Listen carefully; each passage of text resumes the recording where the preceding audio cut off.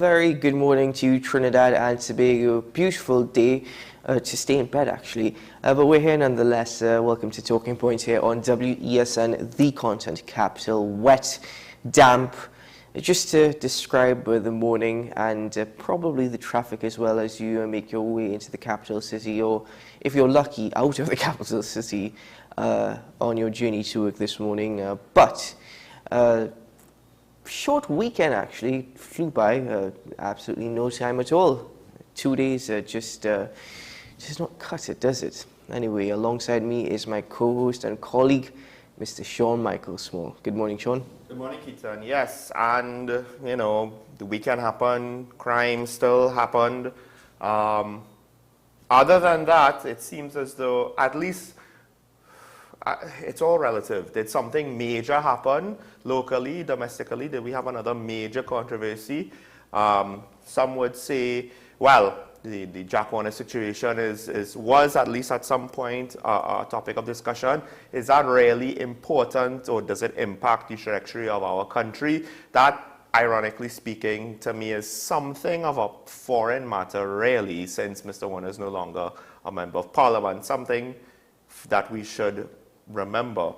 However, I don't know. I do get the sense as though there is still a lot of, well, let's just say,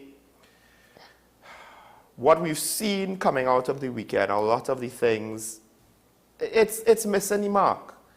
It's missing the mark, such as the UNC is asking if the witness protection program is working.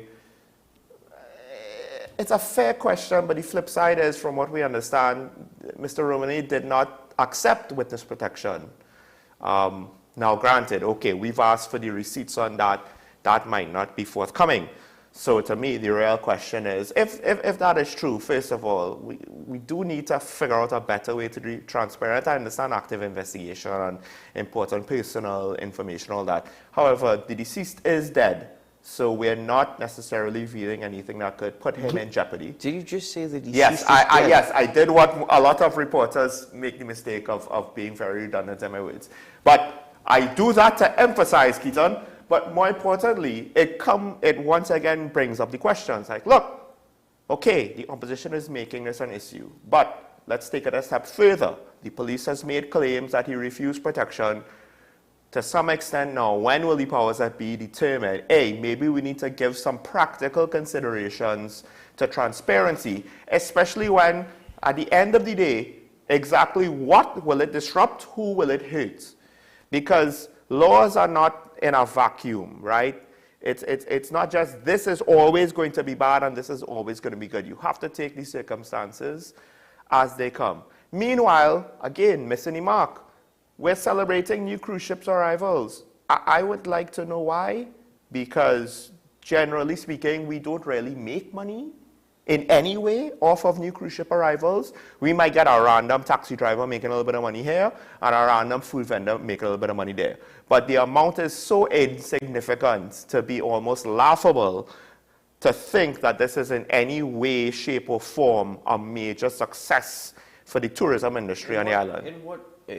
From what position do you take that argument? Is there data to back up your argument? Because I myself am not entirely aware as to what income is generated or what revenue is generated from a crew, like an average, for example. Let's put it this way. Just the fact that what exists before the cruise ships arrive is what is there. There has been more or less zero reported growth or even noticeable, observable growth in any sort of supporting industry for cruise ships arrival.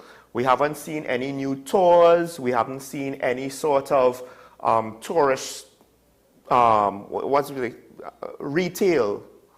Because you have cruise ships, they might want trinkets. You see this in other islands where it becomes a major hub of activity to sell local cuisine because they have their meals on the ship. So there's zero incentive to go pick up barbecue chicken or whatever. You could get fast food that's random that you will get on the average day in Scarborough, right? Or in Port of Spain. They have their meals more or less catered for. For them to not have to spend any money, you need to give them some sort of value proposition. So it just can't be, well, we have a KFC in town, both Port of Spain and Scarborough. Well, we have, you know, barbecue chicken, we have whatever fast food, right? Well, let's say here the argument that you're making. You know, at the same time, another angle that you can look at is you're taking the position that there has not been any reported growth in the support sectors or support services. As in my own eyes, if I go to wherever, I don't see anything. Breakfast Shed does not have an influx of tourists, but let's, for one example. But we're here, Sean, for the majority of the day. We get every morning for 8 o'clock show, and we leave here most of the times by 4 or 5 o'clock. We don't know what's taking place out there at that time.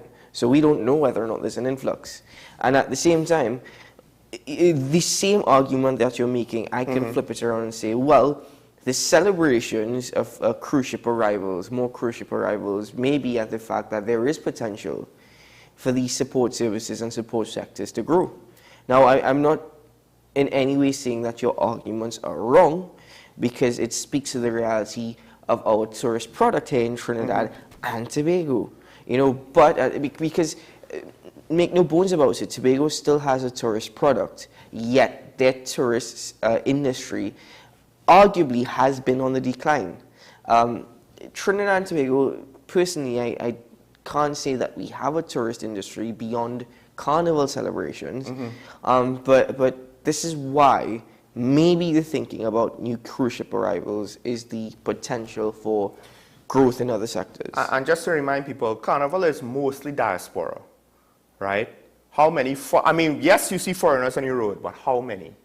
And then, yes, they might have yes, you might see people speaking with a North American accent. How many of them used to live in TNT? My cousin comes back, doesn't come from Canada, he comes back from Canada, right? He used to live here for Carnival. And I'm sure that story is repeated, I don't know, however many times over, right? With regards to cruise ship arrivals, the reason why I can say that is I've seen this before. I've seen this before COVID for years. Basically, the 3 to 4 years before COVID, under the current regime of tourism minister. To be fair, I don't even know who the UNC's Minister of Tourism was. So at least the last 2 tourism ministers did a little bit more than that guy. But with that said, when Randall Mitchell remarked about cruise ship arrivals and his predecessor, Shamfa Kujo, in that post, I believe did similar. We didn't see anything of it. And the idea that, okay, cruise ship visitors are now exposed to Tobago, they might want to come back, we didn't see that either. Foreign visitations, to me, seem to be trending downwards with regards to hotel stays and et cetera, than trending upwards. I don't know if I can agree with you on that. Hold on. At the time I was in Tobago, Keaton. Well, here. If I'm looking, okay, you made a statement that Carnival is mostly diaspora, with people coming back to Trinidad and Tobago, essentially. But still, they can be considered tourists. They're still coming back to Trinidad and Tobago to spend money in Trinidad and Tobago. At the same time, there is still an influx of visitors of which we may not be aware of. Do you know that if you go on any major hotel, right, the booking platform right now for Carnival next year, the rates are high comparably to throughout the year, but also rooms are going very quickly. In fact, I even recall that to the Carnival, I think the last Carnival we had was in 2020 before the COVID-19 lockdowns, right? So 2020 was our last Carnival. There was an argument against having Carnival, but it went ahead nonetheless. It was difficult to get rooms. And every year it's the same story.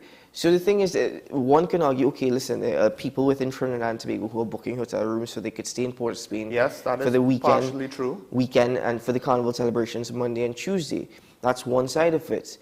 But usually there is the observation that even when I was on another platform speaking to Jason Williams, JW, who's also on another platform now, he would tell you, he says, you know, out on the streets, yes, you may hear people who have come back home to Trinidad and Tobago, those who have migrated, but there are a great number of tourists, foreign tourists, who never resided in Trinidad and Tobago, who come to enjoy Carnival. I don't doubt that. But the thing about it is, when we look at the numbers, because we look at the total, how much of that is actual foreign tourists, right, that are either repeat customers or discovering Tobago from the first time, that aren't part of the diaspora, who culturally are invested to come to this carnival. That's point number one. Point number two. On your point number one, hold on. I don't know what the numbers are. Right. But do you know what the numbers are? And that's the thing. Okay, fair enough. But point number two is, carnival is nice. I understand that. But as a tourism sector, you cannot sustain it with one event a year. And the numbers of one event, of one period of time, granted in Trinidad, carnival, some hotels might see room bookings for a week to 2 weeks because people will come in for the events. That's not sustaining even Trinidad's hotel industry, even if it's a month, right? Flip side, Tobago, for the actual carnival Monday and Tuesday before Ash Wednesday, does not experience a multiple week boom. They get maybe 1 week. Carnival, being the center of our tourism industry, is not sustainable, right? And it's the same thing for the cruise ships. Our industry is not set up to provide any significant amount of entertainment options. It's not marketed for most of the year, so we don't see foreign visitors outside of after Christmas and before Carnival. Basically, that's more or less the window. And it's not even the entire period between Christmas and Carnival. It's mainly January. At this point, it shrunk. It used to be a lot more months. So, to go back to the cruise ship situation, what we have as an industry, it's barely set up, but it is to some extent geared towards Carnival arrivals and these kinds of quick shots in the arm of arrivals. We don't have anything, really, to facilitate, to sell anything to cruise ship arrivals.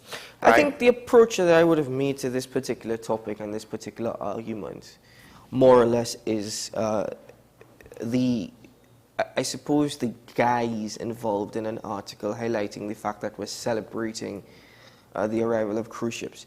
And the reason why I say it's a guise is because using the same argument that you've made, just in a different context, is the fact that there has been no real development as such, which you have suggested, which you have stated. Yes. But I took the position that if you are celebrating the arrival, it would lead to the potential growth and hopefully potential development. The thing is that arguably over the years, we've had many cruise ships arrive to TNT. We've had visitors from cruise ships within Trinidad and Tobago. And even upon your arrival into Port of Spain, the very first thing that you see when you enter the capital city, it's poor to the extent that near to the port of arrival, you've got the financial complex, you've got Government Plaza. I mean, okay, that's fine. I can't argue much against it. Yeah, right? But even that is not a great No, but you take a drive into Port of Spain. Mm-hmm. It's pathetic, you know, and hold on, it's not only government has a role to play in this, it's citizens as well, don't get me wrong, because we can't keep Trinidad and Tobago. There's irony there. From what I have understood, I've been told by a former journalist that to some extent, that's some of the visitors, that's what they like to see. The authenticity. The authentic, real, dirty, grungy, lived-in experience, and not necessarily, not to say that all cruise ship passengers are like this, but I guess those that do explore, some will want to see like the historical things, right? You see tourists every now and then, whether from a cruise ship or staying in one of the hotels, walking around the savannah, watching the Magnificent Seven or the president's residence, because that's the old government's mansion, etc., etc. But apparently, they want to see the authentic Port of Spain. Some of them. Perhaps. I don't know what they have to spend. I'm speaking as a citizen now, and we are all proud of Trinidad and Tobago. And I would look at anybody and ask, what are you proud of? Some may say, I'm proud of the fact that we're the smallest nation to ever qualify for a World Cup, which I think actually changed recently. With Qatar? Not Qatar. I think we're the smallest nation in terms of landmass. There was a nation smaller than us in terms of population, but not in landmass. But anyway, so some people might argue that. Some people might say, I'm proud of, Brian Lara, the Prince of Port of Spain, the son of Trinidad and Tobago. There are many avenues and aspects people might say, okay, they're proud of Trinidad and Tobago. Question is, do we take pride in our country? Because it goes back, okay, some people want to see the authentic Port of Spain. Trinidad and Tobago, put it this way.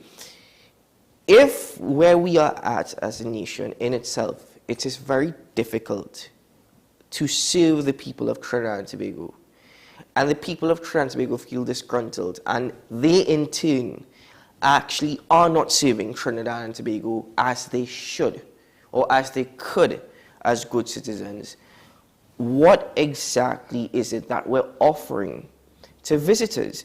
What exactly are we saying? Listen, come visit Trinidad and Tobago. We have this to offer. This is where, and you notice I keep saying Trinidad and Tobago because the other angle I'm going to look at the same time is how is Tobago different to any other Caribbean island who's always pushing tourists as a product? So first thing, a quick correction. I assumed it was coming from the Ministry of Tourism. It actually came from the Secretary of Tourism, I believe, for the THA. Now, so to be fair, they did not make the mistake of just heralding cruise ship arrivals and celebrating it in the past. That said, if they just celebrate it and don't follow through with actually developing something, anything to take advantage of it, they'll make the same mistake. Now, what makes Tobago better? Ironically speaking, Tobago, from what I understand, from what I've been told, right, has a lot with regards to just natural resources, bird watching, mountain ranges, rainforests, coral reefs. It just has a lot more going for it than a lot of popular tourism islands that are smaller. In some cases, they don't even have any sort of natural elevation, so they have difficulty with rain. They have, having a natural waterfall like Argyle is a big deal because you literally have some seemingly well-known Caribbean islands that don't have mountains to have waterfalls or natural rain to have rivers, right? So there's a lot going on with our biodiversity, with just the amount of different natural scenery that we have, as well as the fact that, okay, Barbados is a refined tourism product. Same thing with St. Lucia. It earns them a fair amount of money. Same thing with Jamaica. One of the things that both Trinidad and Tobago has going for it, it's both a blessing and a curse. We're not this refined tourism product. So the good parts about it is we don't have all of these tourist trap things that are well polished, and it's more of the same that what you will see up the islands. The flip side is we do have a lack of planning, we do have a lack of organization, and our population does not take tourism seriously. That's why what you said just now with regards to, do we really take pride in our nation? Tourism is not our bread and butter, it's oil and gas. So the population, we don't have that sense of customer service and keeping things in a certain order to encourage visitors. So the other thing is that, okay, Trinidad and Tobago is the most biodiverse islands in the Caribbean. But what you've just mentioned, as in Tobago, making an argument for Tobago, yes, we are the most biodiverse. But if I was to just take a couple thousand miles away and say, hold on, the same argument you're making for Tobago is the same way that I could describe Guyana. Yeah. Guyana is not a part of the Caribbean, but they're certainly a part of South America. Biodiversity is incredible. Waterfall, the largest single drop waterfall in the world, the Kaija Falls exists there. It's a lot going on there. I think the difference between Guyana and Tobago really is the fact that the beaches in Tobago are splendid compared to Guyana. No, that said, our beaches, one could argue there are a couple of beaches across the Caribbean that are nicer than some of the beaches I think in one of my Tobago. favorite beaches, actually, by the way, is Grand Anse and Grenada. Right. But the other argument that I would have said in terms of approaching this is that since we brought up Carnival, for example, you could have, because I can't speak to the numbers at the top of my head. I would have to do some research. But you could have a grand amount of tourists arriving to Trinidad and Tobago. It may be peak period for tourist arrivals in Trinidad for Carnival. It may be the case. I don't know. Well, you'll have the peak arrivals overall. So that may be the case. I actually think that you could be correct saying that more tourists arrive for Carnival, and yet I could still be correct saying that it's not actually that amount of tourists. The reason why I say that is we don't actually have that amount of foreign visitors coming to Tobago outside of Carnival. Other angle that I would have taken is that every year the government pumps millions of dollars into hosting Carnival celebrations. That happens every year. Has there been a year that revenue has allowed us to make a profit? Do we even get a lot of foreign participation in a lot of the traditional activities that we're spending this money to keep? And I have no problem doing that, but I think my problem with that is similar to one of my problems with tourism.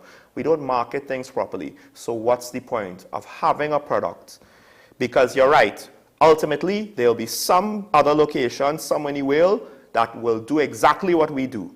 The difference is they are probably marketed a lot better than how we're marketed. So my question simply is, do we look at annual Carnival celebrations as a means of maintaining tradition, maintaining celebrations that are certainly a part of our culture and our identity, or do we actually look at annual Carnival celebrations as an investment where there's perhaps no returns that allow us to actually write a profit down on the accounting sheets at the end?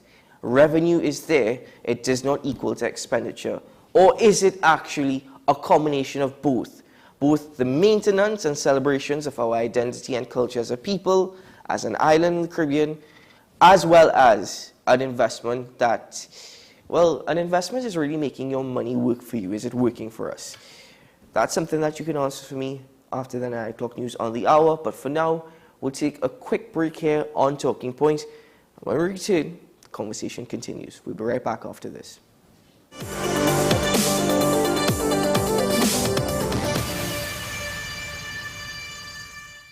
Make every occasion a sparkling celebration with Rosabella alcohol-free wine. Toast cheers with hourglass rays. Rosabella, live life with Rosabella sparkling drink. Celebrate! Your Christmas is safe with us at PCU. Police Credit Union. Police Credit Union. Your Christmas is safe with us at PCU. Police Credit Union. Police Credit Union. Get an easy zero-interest Christmas loan at Police Credit Union today. Borrow up to $25,000 with affordable monthly payments. New members, you get up to $10,000. No interest, no installments until January. Apply online at www.policecreditunion.com. Loan subject to credit approval. Whether it's a room for 1, 2, 3 or more, there's a room waiting with the ocean view almost to your door. Cocoa Reef Resort and Spa, the perfect getaway when you don't want to travel far. The Cocoa Reef Resort and Spa, Crown Point, Tobago. Call 639-8571 for your reservation. FanZone, your reliable, authentic supplier, has just gotten better. You can now visit our website www.fanzonett.com for your authentic wear and collectibles. The only place where you can use both your Visa debit and credit cards. Visit our website fanzonett.com to make your purchase today. The newest book is here, Closer to the Church, the debut novel by author and former mayor Louis Lee Singh. Available at all the home store branches, Barataria, West Mall, Shogunas and C3 San Fernando. Paper-based bookshop 10 Nook Avenue, St. Anne's. WESN 30A Gattaca Street, Woodbrook. Metropolitan Bookshop, Ariapita Avenue, Woodbrook, and all RIK bookstores nationwide. Available online as paperback on Amazon.com and Kindle for e-readers. For more info, call 628-5835 or 389-6504. Also available from author Louis Lee Singh, I Used to Live in Heaven, Letters to My Granddaughters, and Local Government in Trinidad, Conspiracy Against the People. Is it politics? What is it? Is it that nobody cares about sports? The kind of support that sport used to get in the past is no longer here. The thing is, taking a knee doesn't mean that that's the only thing you're doing now, Andy. Right. Taking a knee along with other stuff. Samantha, what are you looking forward to when you return home to Trinidad and Tobago after winning the title? Thank you very much for speaking it into existence. Is there no pressure on Nicholas Ball? It makes me more motivated to work hard and to go out there and rep the red, white and black. Why are we sending a team to the Winter Olympics? There are a number of Trinbagonians who are in the diaspora and have grown up in winter sport. It's an opportunity that the Trinidad and Tobago Olympic Committee will not close the door. I also believe in the players that we have. Once you can motivate the players, you can get the best out of them. Living in victory every day. Inspire, motivate, encourage, hope. It's about topical issues. It's about everything that you would want to know about hope, about life. At the end, you're going to say, yes, if he can do it, I can do it too. If she can, I can do it too. No matter what they say, living in victory every day. Nicole Lawson Live, living in victory every day. Every Sunday at 8 p.m. and Wednesday at 4:30 p.m. on WESN.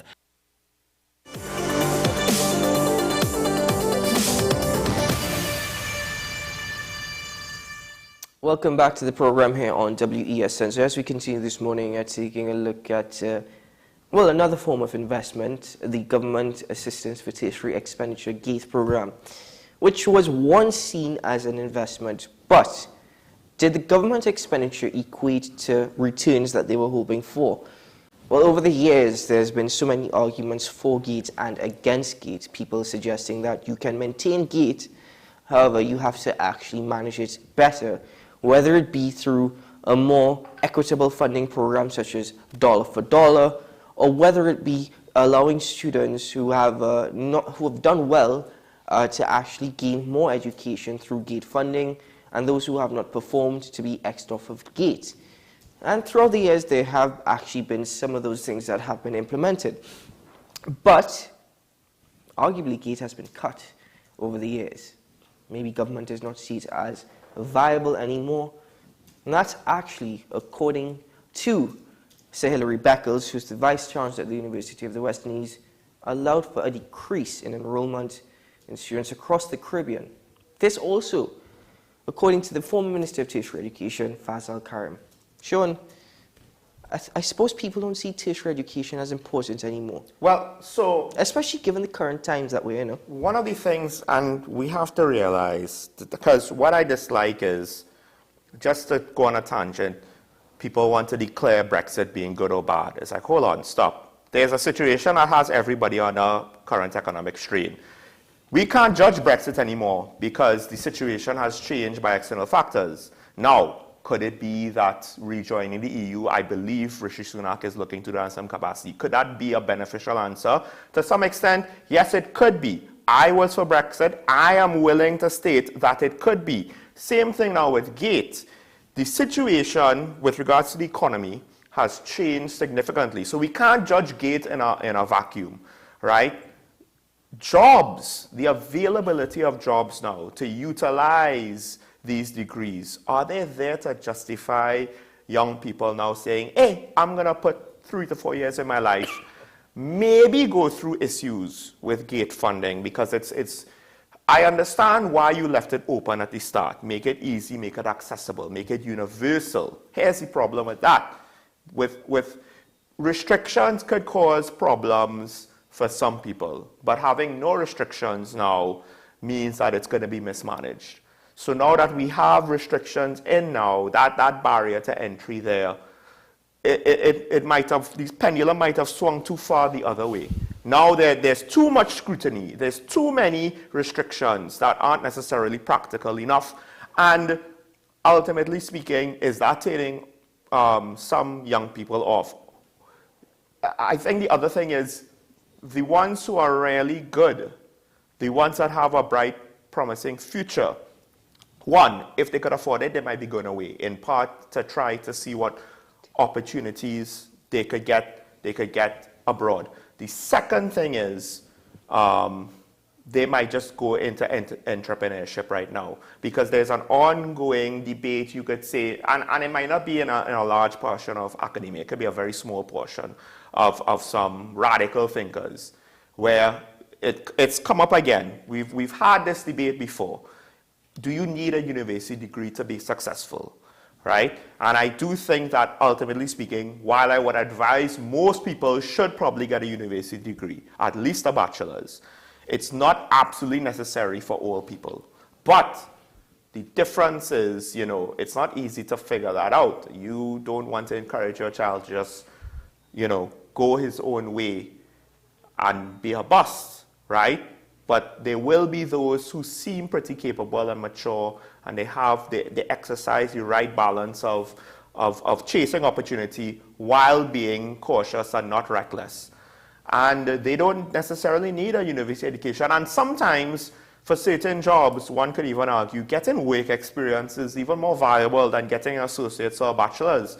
At least right now, you could always go back and get it, but getting that work experience to try to get your foot into the door, as a young person, as an intern, while you're still potentially living at home and you could afford it because you're not independent yet, that might be more valuable than trying to get a university degree. So, folks, let's take a quick break. When we come back, we'll continue on this topic as well as potentially a few others, and then later on we will have our media ambassador. But we're going to take a quick break now. When we return, more talking points on WESN Content Capital.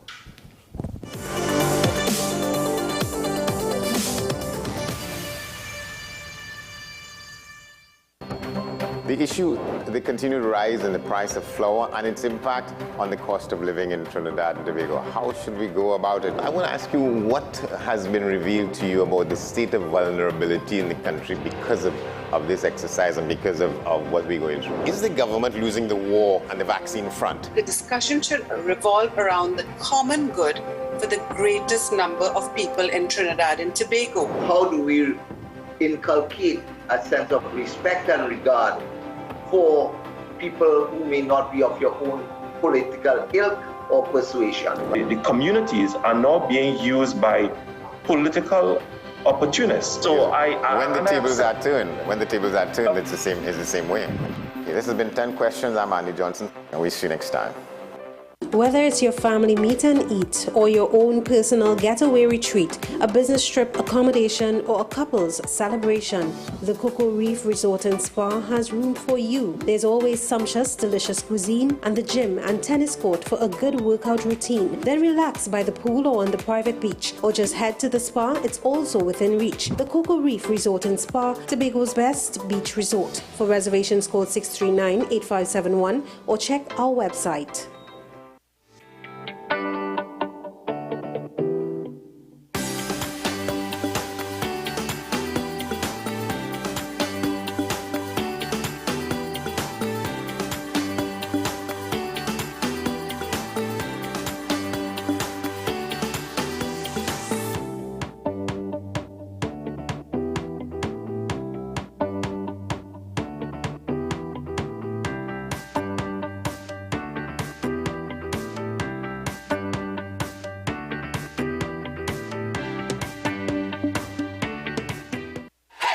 FanZone, your reliable, authentic supplier, has just gotten better. You can now visit our website www.fanzonett.com for your authentic wear and collectibles.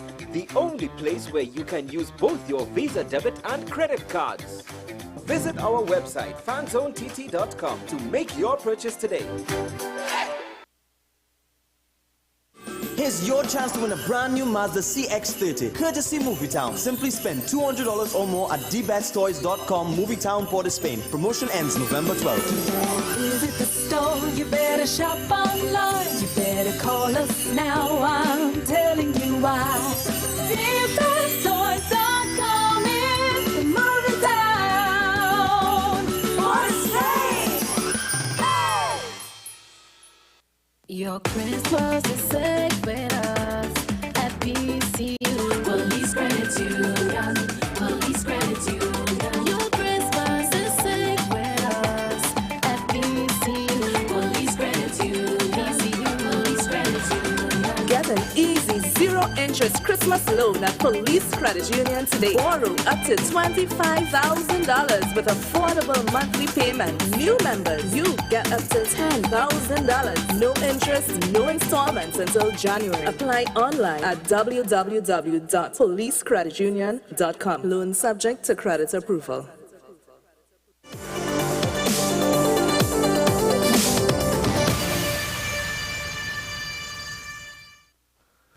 Welcome back to Talking Point. When we last left, I was continuing the conversation with my co-host with regards to the education system and GATE.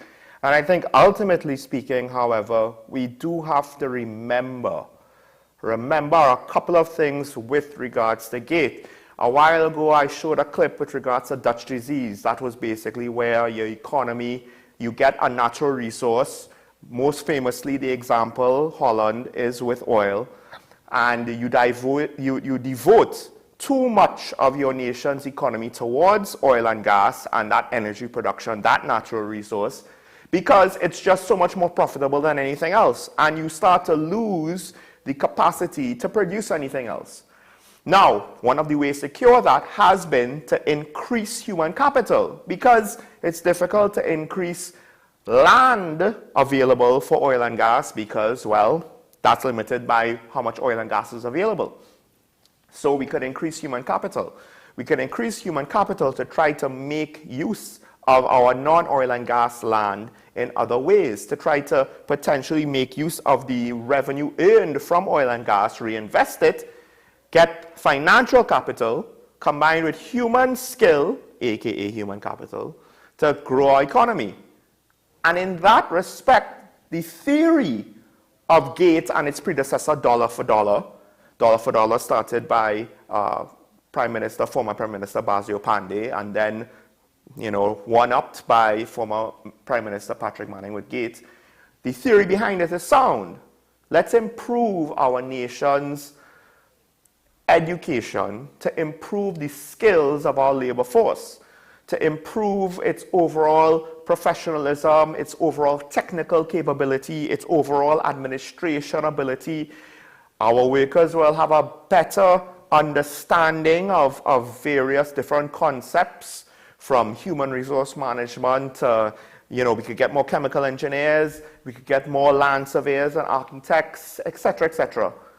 And then it goes a step further, however. University, when done correctly, will help with critical thinking, problem solving, group work, being able to figure out how to work with people you might not like, but you have to work with because that's the job. Things like that. A whole host of both academic as well as social skills that are required in the professional realm.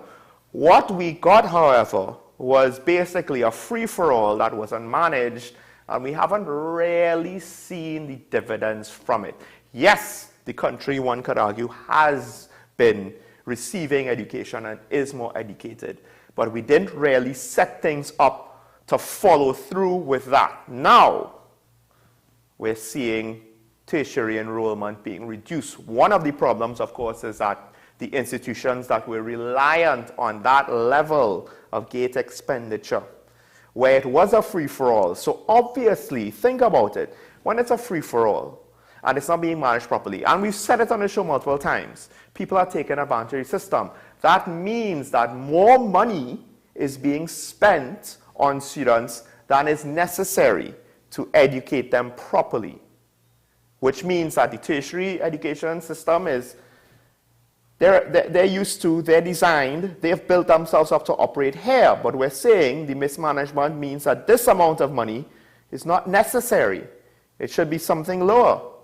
That's going to, of course, cause some problems because some people potentially, depending on how severe the drop is, could lose their jobs if they haven't lost it already. But now the other thing is with regards to the economy itself. From what I understand, universities are charging GATE for money. GATE is approving the expenditure but does not have the funds to pay out. To what extent is this like AFCL? Now, I'm not going to blame the government for not having enough money. I might blame them for how they spend what they have, but ultimately, to spend here, they're going to have to cut something else. That's just the way it is, right? And I don't think corruption is like $10 billion. Hopefully I'm right about that. I really, really hope I am. But let's just say all things being equal, there's not infinite money to just throw around. So I get it. My one criticism is managing expectations. Don't tell us everything is fine and everything is going great and Gate is on track and everything is on track and everything is ironed out. But the reality is it's not. It seems as though politicians, because I would love to see what other political parties would do in this situation, to be fair to the PNM. That said, they're the ones in it, so they're the ones that are going to get the actual criticism. Politicians are allergic to giving people bad news. And I understand why. Just look what happened to the NAR. But at the end of the day, when it's unavoidable, and to some extent not your fault, to some extent, people, keep up with the minutiae of the words. To some extent, not your fault.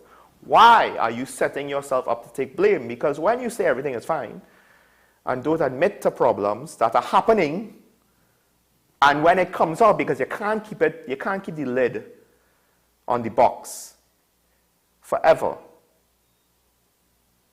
We're going to notice things. We're going to notice deficiencies. And then what? It's going to look like you're trying to hide something, which technically you are, but it's not a great conspiracy. It's just an issue that you swept under the rug. You hoped it would sort itself out given time. It didn't go away on its own. And now you have a population asking a lot of questions. And the ones who are a bit more conspiratorial minded are going to say, hey, this is some grand conspiracy, however, to keep the people down or to steal more money or whatever. I'm not too concerned about that. I am more concerned about the fact that we still have this thing called Gates, and it doesn't seem as though we are making use of it properly. So then what's the point of having it? Because the jobs that were there yesterday, for the most part, are the jobs that are there today. The only difference is, to fill those jobs, you have to be more qualified because the education did not open up opportunities for people. What it did was it made the opportunities that already existed more competitive. So now you had to go to do class while working full-time to keep up with your peers if you wanted to get the promotion. Is that necessarily a good thing? There's some benefits to it. We could keep up more easily with international standards, fine. Some people might have been able to parlay their education, translate that into better opportunities abroad. Not always, depending on the accreditation and how they viewed our local institutions. But for the most part, I think even for the people who stayed here after getting their education, I don't know if it benefited them that much. So now we're seeing a drop. And I guess that and all is a sign of the times. Because now when everybody has a degree, the standard is no longer O-levels or A-levels. Now the baseline is the degree. How do you stand out now when everybody has a degree? You stand out now with experience and with merit and job performance. But if you're stuck in a classroom for 4 years, 3 to 4 years, if you do a bachelor's in 3 years, you're my hero. And then you go on to do your master's right away. Is that better than the guy who's working for those 4 to 6 years and is then working towards getting his credentials, his academic paper, his degree in his hand? Maybe that guy is better positioned. So I wish we would have social scientists kind of delving into this issue to try to sort it out, to see to what extent is our current course worth it and how we could adjust it. I say adjust because I'm not ready to scrap GATE altogether. But in these economic times, is the benefit really outweighing the cost of how we're managing the overall situation? Because it is the country's money. It's not just my money or just your money or just that student's money. It's the country's money. And the country needs money for a lot of things. Do we go back to having people have to pay for their own tertiary education. At least we know that if it's my money that's paying for my degree, then I'm not going to waste the lecturer's time or my fellow classmates' time, my group time. I'm going to take it seriously. That was only problems and it was a free-for-all. Trust me, I know. My second degree that I had to put on pause, it wasn't gate money paying for that, which is why I'm not worried about not finishing it anytime soon. It was my money. So therein lies the question. I think the real thing is that we're not hearing necessarily, hey, how is this going? Is it going okay? Are we satisfied? And if not, what are we doing to improve things? We're not hearing that. I mean, we don't hear that for a lot of things. And look at where we reached with a lot of things. Maybe we could do a little bit better. All right, let's take a break here. Hopefully, when we come back, our TTPS Media Ambassador will reach us. I'm not too sure exactly how the traffic situation is. I heard that there was some traffic situation going into Charlotte Street because somebody decided to do a music video on a Monday morning. I won't get into that. I'll just say Monday morning is probably not the best time for that. That said, let's take a break. When we come back, more Talking Point on WESN, your content capital.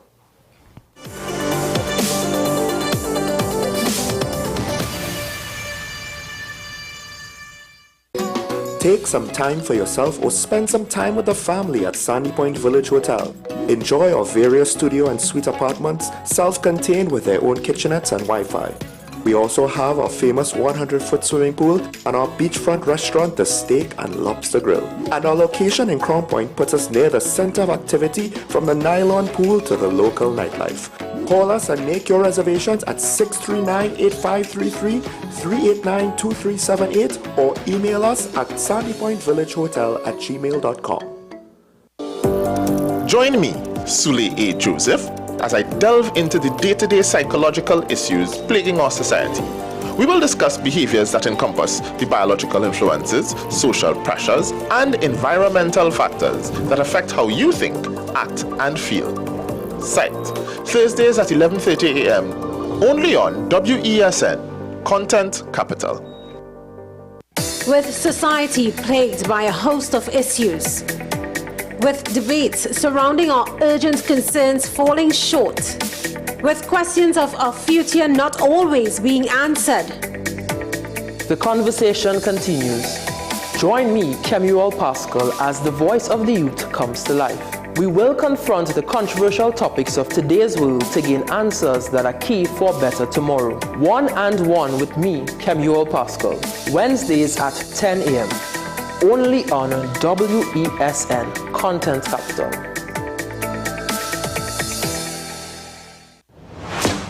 Is it politics? What is it? Is it that nobody cares about sports? The kind of support that sport used to get in the past is no longer here. The thing is, taking a knee doesn't mean that that's the only thing you're doing now, Andy. Right. Taking a knee along with other stuff.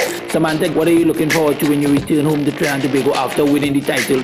Thank you very much for speaking it into existence. Is there no pressure on Nicholas Paul? It makes me more motivated to work hard and to go out there and rep the red, white, and black. Why are we sending a team to the Winter Olympics? There are a number of Trinbagonians who are in the diaspora and have grown up in winter sport. It's an opportunity that the Trinidad and Tobago Olympic Committee will not close the door on. I also believe in the players that we have. Once you can motivate the players, you can get the best out of them. Take some time for yourself or spend some time with the family at Sandy Point Village Hotel. Enjoy our various studio and suite apartments, self-contained with their own kitchenettes and Wi-Fi. We also have our famous 100-foot swimming pool and our beachfront restaurant, the Steak and Lobster Grill. And our location in Crown Point puts us near the center of activity from the nylon pool to the local nightlife. Call us and make your reservations at 639-8533, 389-2378 or email us at sandypointvillagehotel@gmail.com. Every day, we communicate through stories. Stories of ourselves, our challenges, our goals, our experiences, and our aspirations.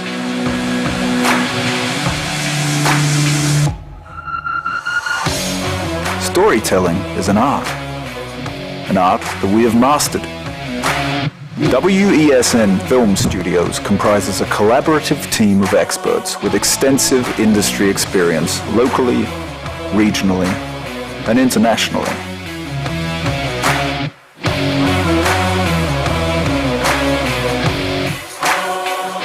The ability of your business to successfully communicate with your preferred audience depends on the strength of the stories you tell. Your vision should be communicated in a high-quality, professional, and creative way.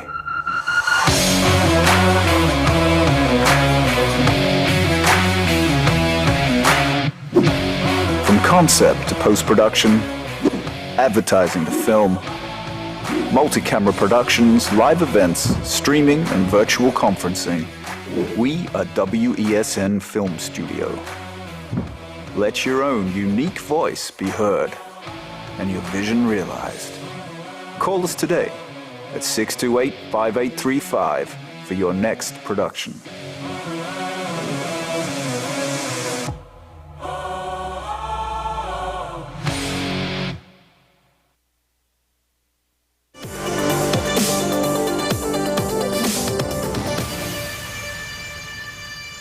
Welcome back to Talking Point, ladies and gentlemen. My co-host, he did have to dip out.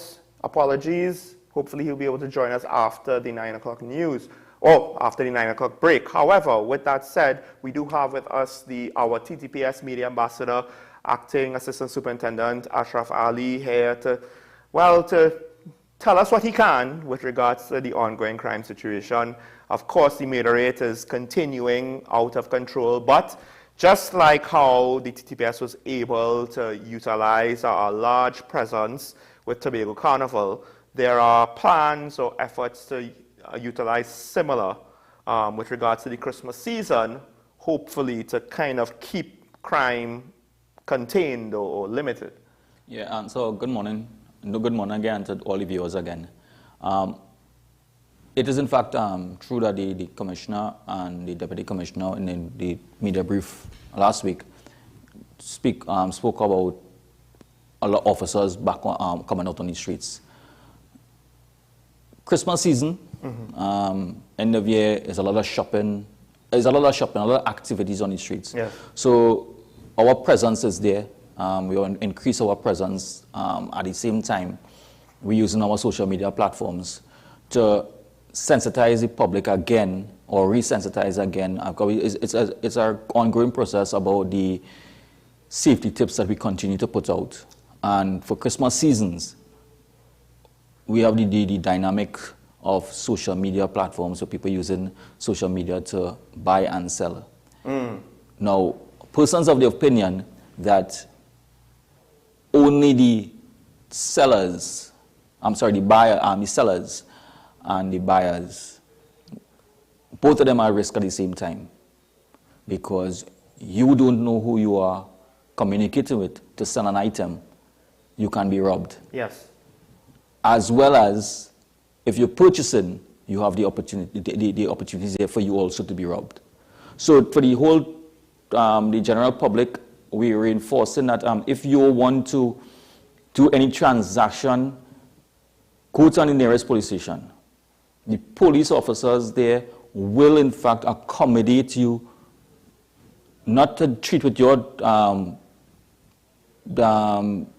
transaction, but you have a space to operate from. Right. It is easier it is safer for the police for us to be proactive than to have to react to a report and do an investigation. Yeah. So use that opportunity. We are asking you all, if you want to do any transaction on social media, on the social media platform, ask someone to meet you at the nearest police station.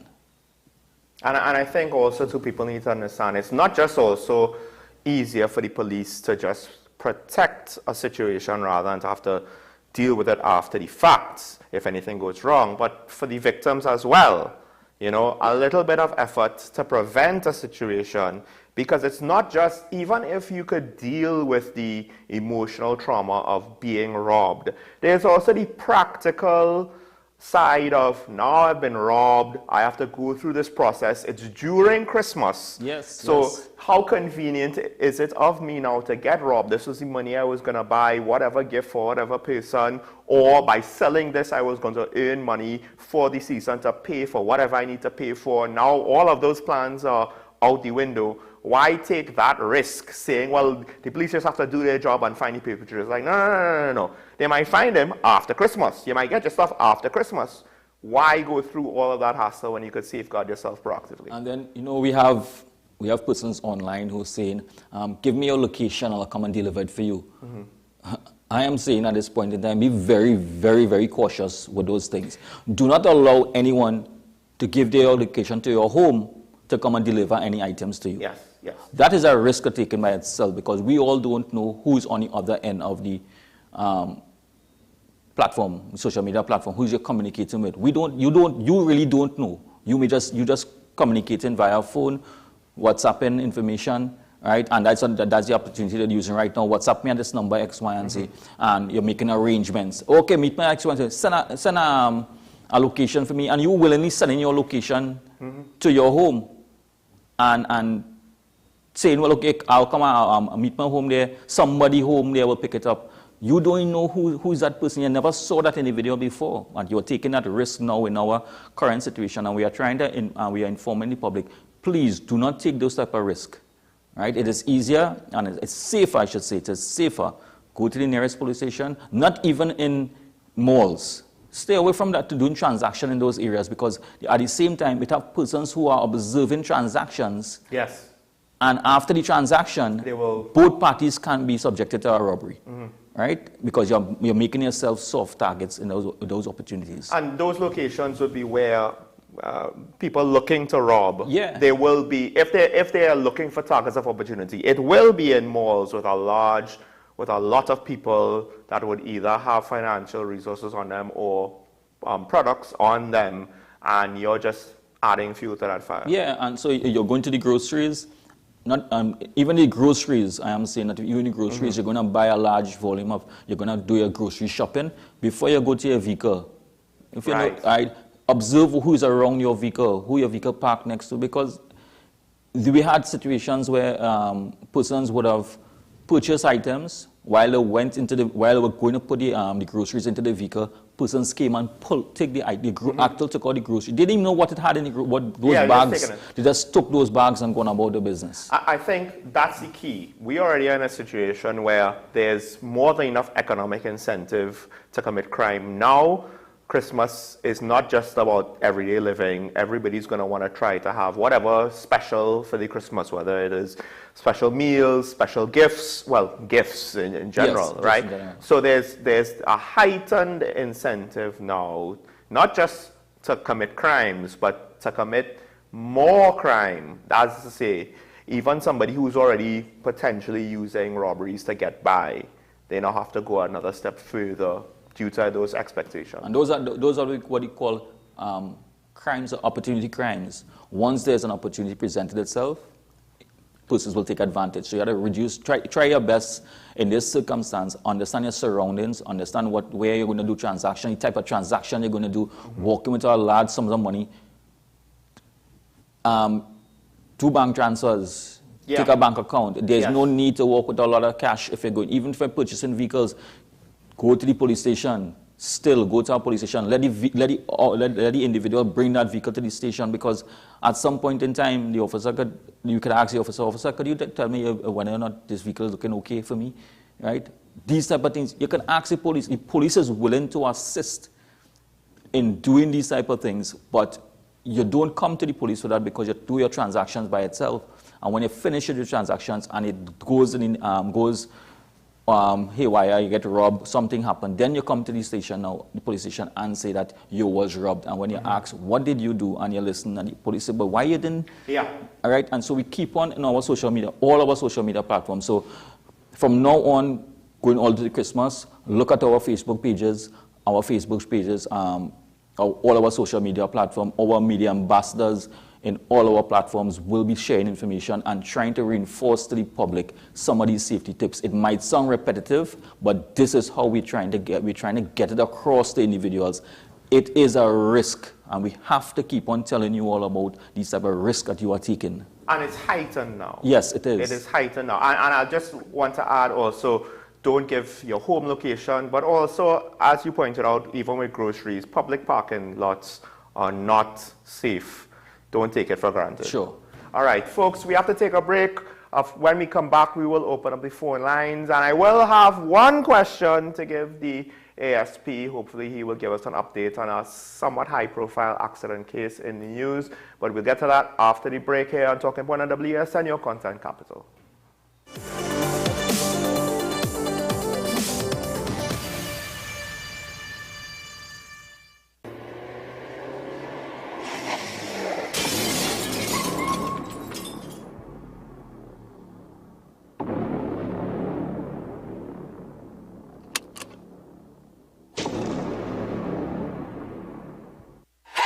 FanZone, your reliable, authentic supplier, has just gotten better. You can now visit our website www.fanzonett.com for your authentic wear and collectibles.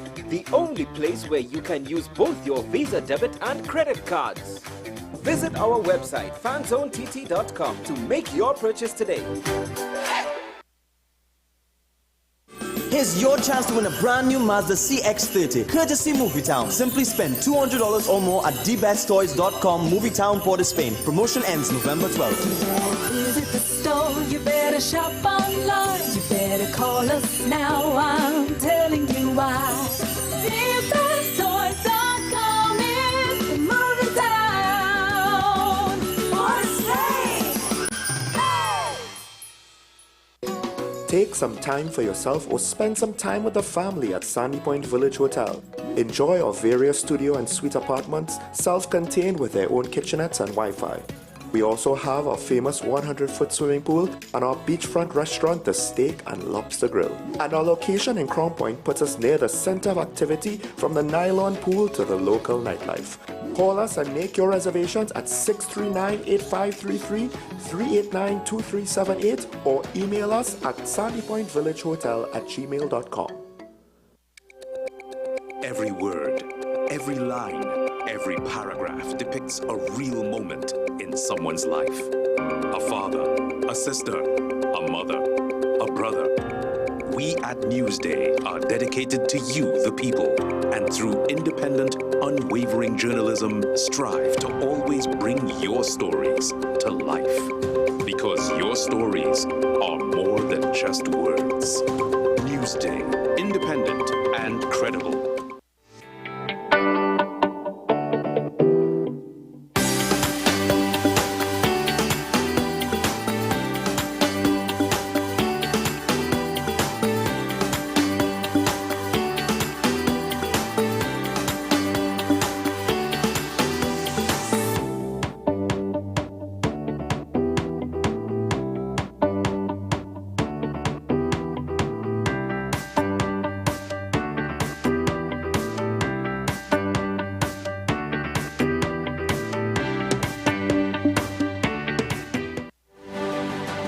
AM Prime on WESN, the only place from 6 to 7:30 a.m. where you can get the most analytical and thorough interviews and regional reports. The Barbados Labour Party, led by the Prime Minister Mia Amor-Motley, once again able to achieve a clean sweep in yesterday's general election. I think a lot of people have underestimated the power of Tobago nationalism.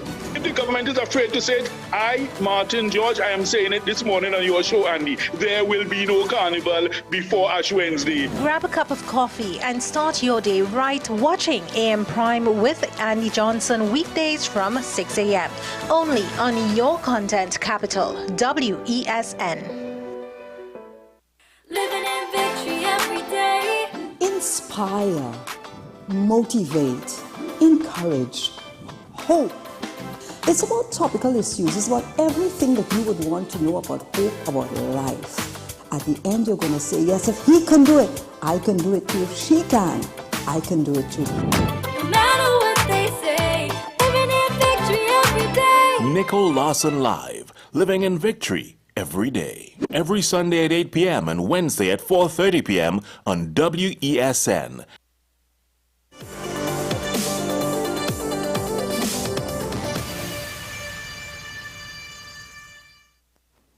Welcome back to Talking Point. And just before we open the phone lines, I do want to ask if there's any word that you could give us with regards to the hit-and-run case that caused the death of Mr. Harris around the Savannah. My thing was, I was going to ask you, with regards to the cameras around the Savannah, what's going on with them? Are they operational, and could they get any information from that? Because the last report seems as though the family is still concerned about the investigation and if it could move forward. So what I can indicate to you is that they did in fact get evidential values from the cameras. Not all cameras, but they were able to get information that would be able to put some evidential values to the investigation. The investigators got more information from other areas based on the level of investigation that was taken.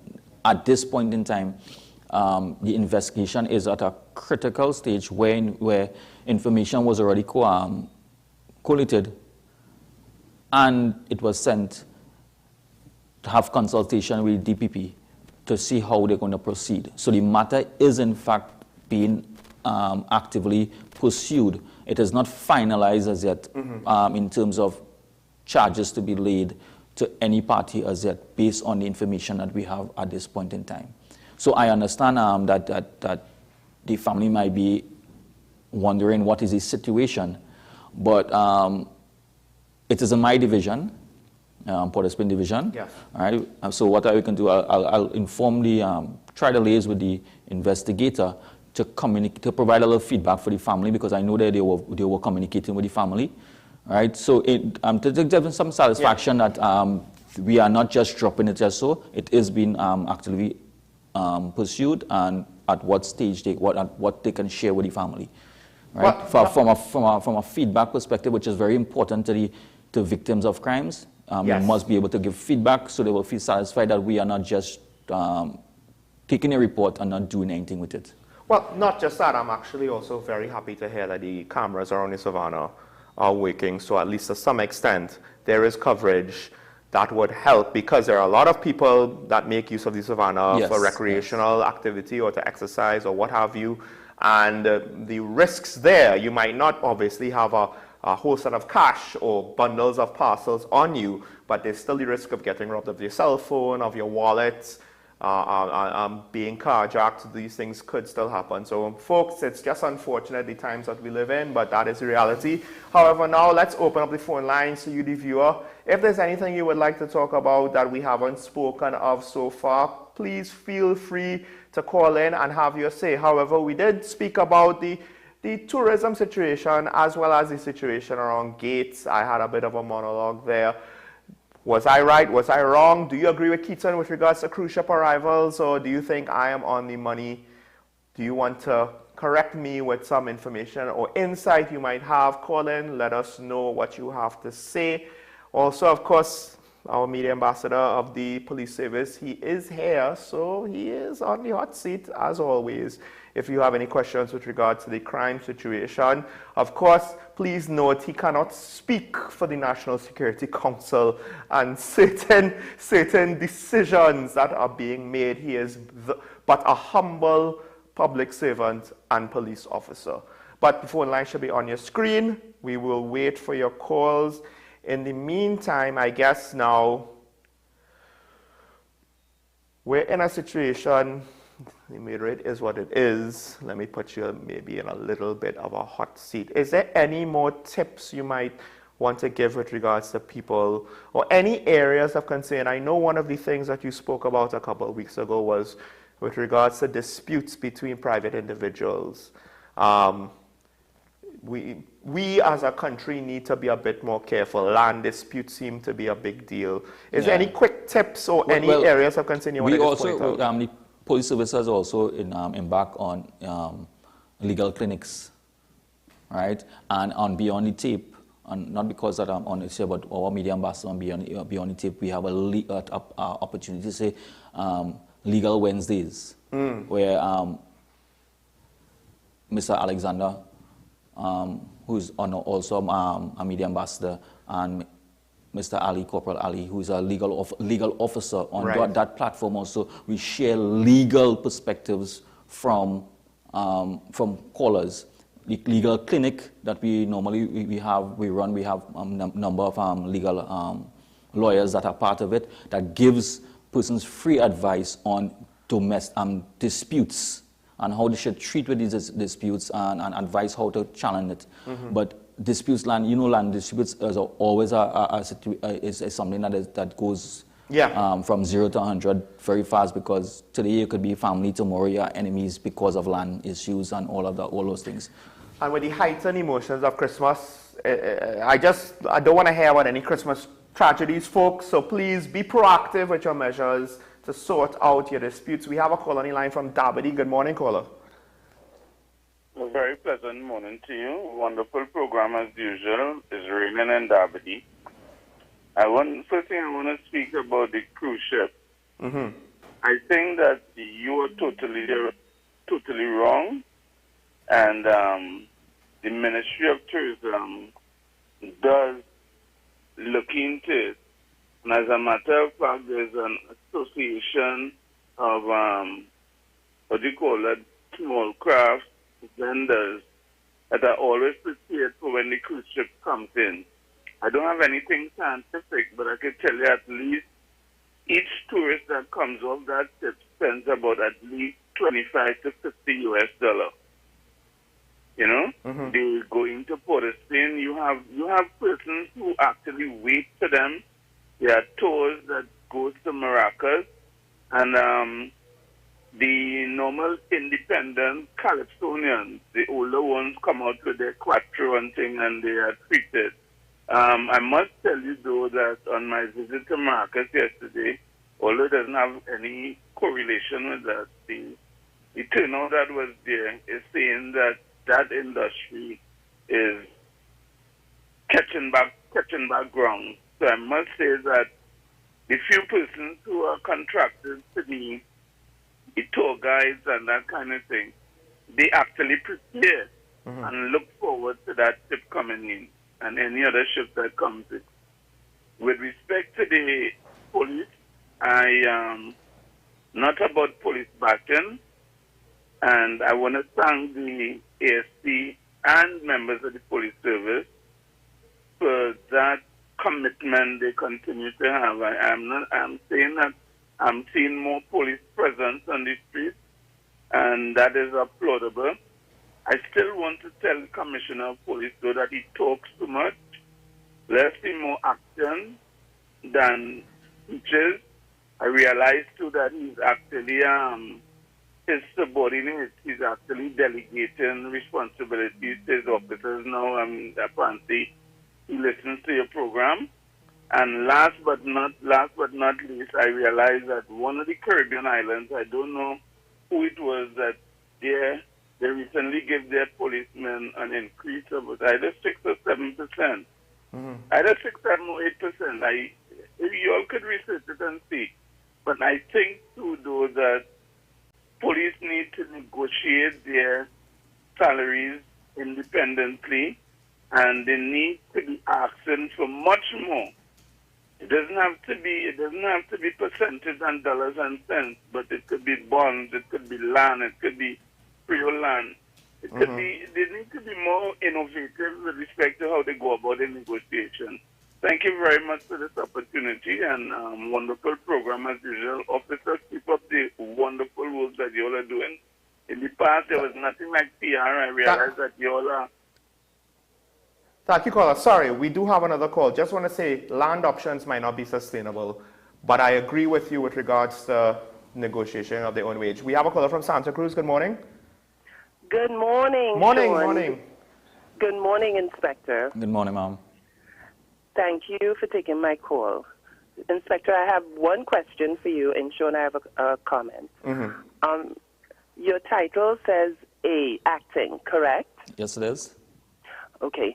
My question has always been, how long does it take for the powers that be to realize that if someone is acting in a position, they should have the position? This is a title that I don't understand, the acting acting, whatever, whatever, whatever. Because if you can act, then obviously you should have the job. So that's my one thing that I've always wanted to say. So thank you for that opportunity. Second, and I know it's a rhetoric question, so you don't really have to put yourself in any kind of position to respond. Secondly, Sean, regarding tourism. Tourism dollars are tourism dollars, period. It doesn't matter where the tourist comes from. The only time that really matters is in the product differentiation and development. Because if there is a will, one can see that there are at least three basic types of tourists. There's the domestic tourist, the person that lives in the country. There's the expats, the people who go away and come back home for whatever reason, whether it's Carnival, Diwali, Christmas, etc., etc. And the new tourist who has never been here before. So that's three types that if we have someone that's really interested in tourism development can actually set up maybe 3 departments, I'm just throwing that out, to delve in and get the numbers, the figures on how many of these people do exist here. I now live here and I am a domestic tourist. Yesterday, for the first time, I went to Five Islands Park. It was the first time I've ever been in a water park, period, in my life. The other day when I was in Tobago, I went to the Nyland Pool. Okay? That was my first time going there in my 66 years of life. Okay? And I know that there are people that live in Trinidad and Tobago that never even left their village to go to another part of Trinidad and Tobago, let alone to go from Trinidad to Tobago or vice versa. Right? So we have so much product. And, I mean, that's just ecology. We have our cultural festivals. Okay, I can't even begin to delve into all of that, but Trinidad and Tobago is so blessed. If we only had leaders, people in position that did not have a mandate to frustrate the efficiency of the way this country would grow, we wouldn't be suffering right now.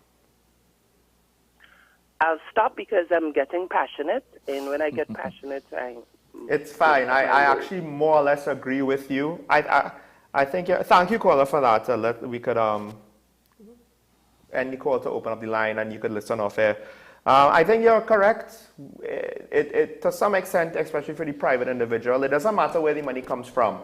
For the country, foreign tourism is foreign exchange, so that matters a bit more than domestic tourism, which is still liquid assets moving around, generating business and credit creation, etc. But getting some sort of more foreign exchange is valuable in of its own.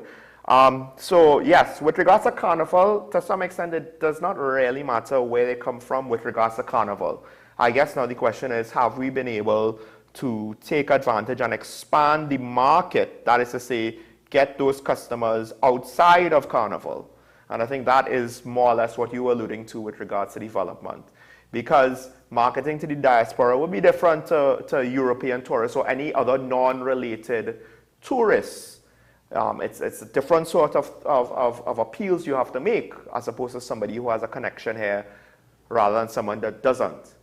Regardless, I kind of see these similar feelings if I'm being honest.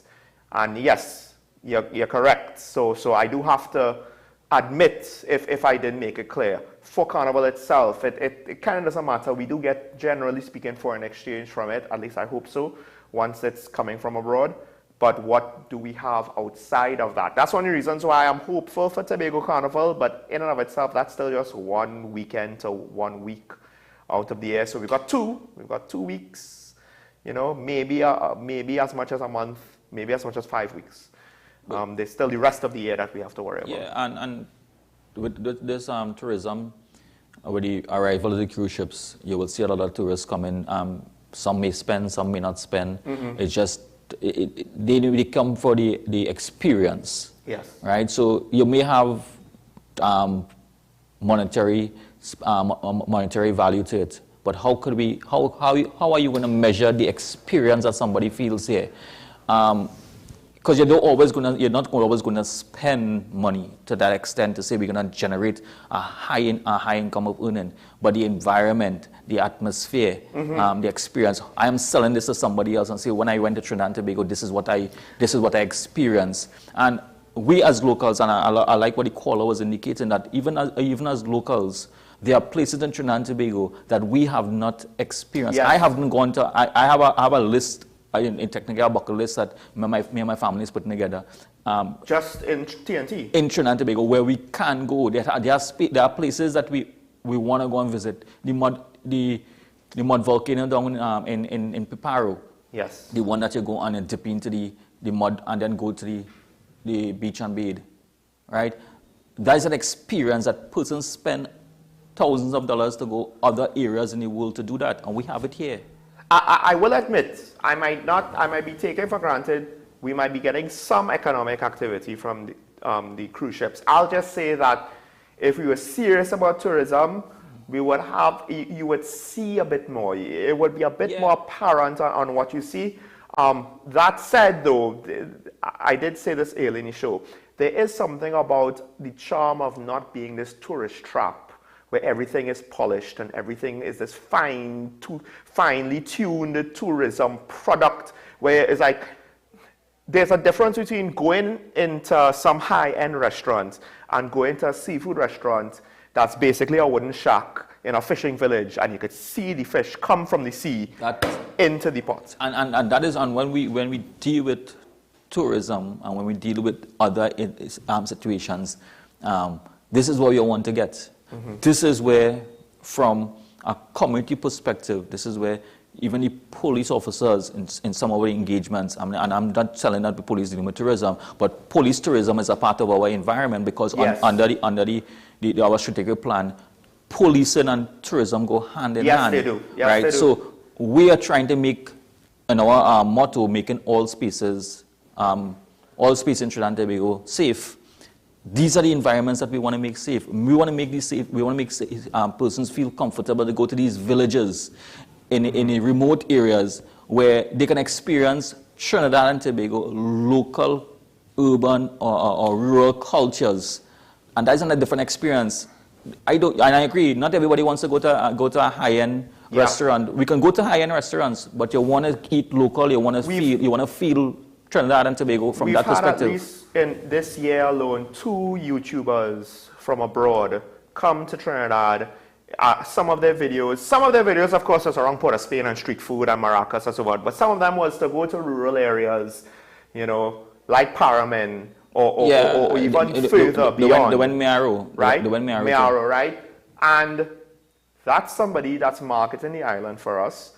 So the people who see it, because that's just how these things work with YouTube. It inspires people, hey, that experience looked cool. I want to try that too.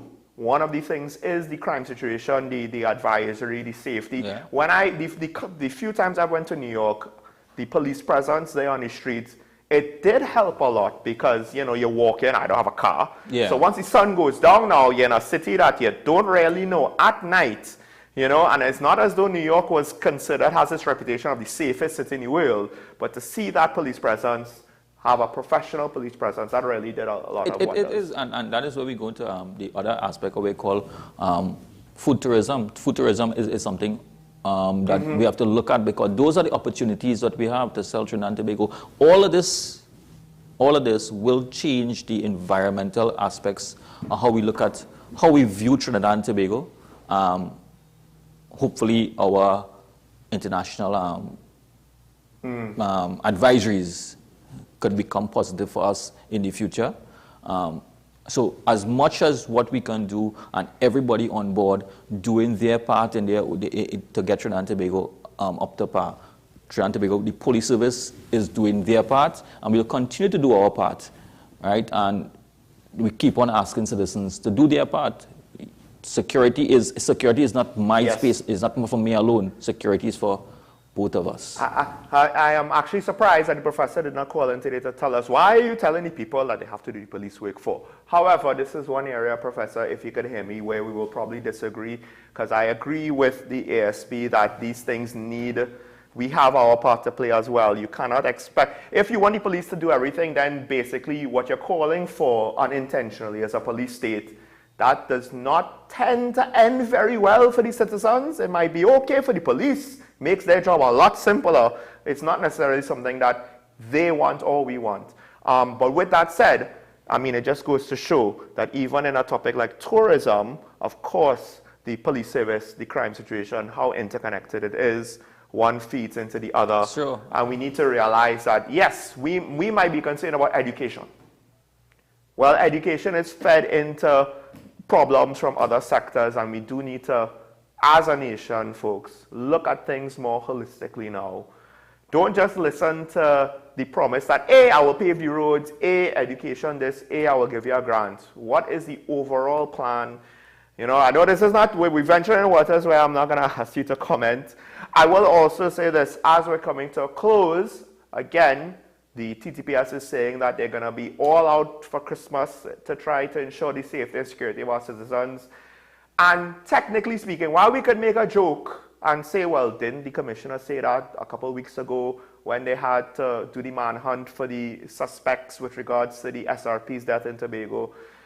Yes, if we wanted to be a bit facetious and silly, we could say that. The reality, though, is, to some extent, regardless, this is what we need to hear for Christmas, that the police is able and is willing to come all out.